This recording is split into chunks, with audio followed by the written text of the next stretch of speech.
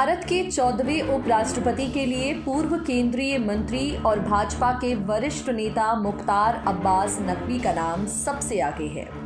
नकवी के राज्यसभा का कार्यकाल समाप्त हो रहा है। वो केंद्रीय मंत्री के तौर पर अपना इस्तीफा दे चुके हैं। ऐसे में अब इस बात की संभावना काफी बढ़ गई है कि एनडीए उन्हें उपराष्ट्रपति पद के लिए अपना उम्मीदवार बनाएगा।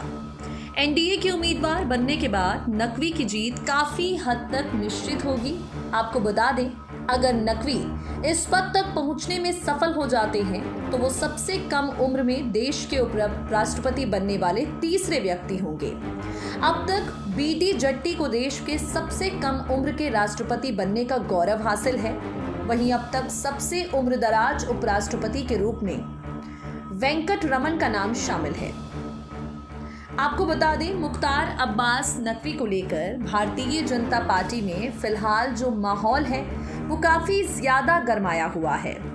बीजेपी ने मुख्तार अब्बास नकवी का मंत्री पद बचाने के लिए उन्हें क्यों नहीं यहाँ राज्यसभा का सदस्य बनाया, क्यों नहीं उन्हें रामपुर लोकसभा उपचुनाव लड़ाया।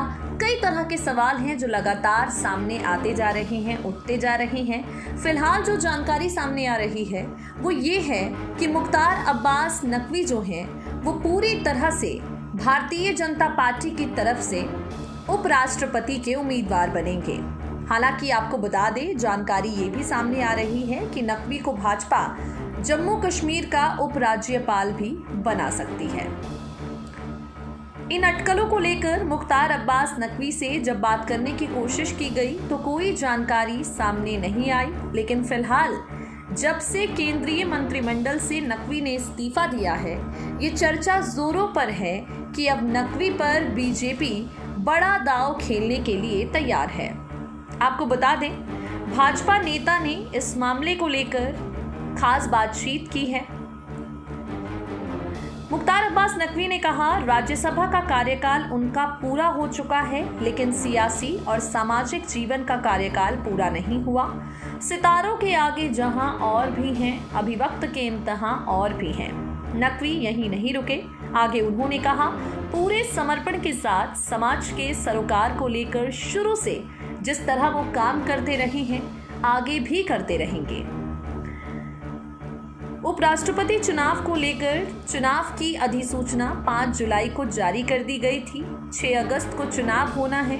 मतों की गणना इसी दिन होगी। 19 जुलाई तक उम्मीदवार नामांकन दाखिल कर सकते हैं। अब बीजेपी की तरफ से ये खबर लगभग पुख्ता होती जा रही है कि मुख्तार अब्बास नकवी को भाजपा उपराष्ट्रपति पद का प्रबल दावेदार बनाएगी और एनडीए की तरफ से उपराष्ट्रपति पद के लिए आगे भी भेजेगी।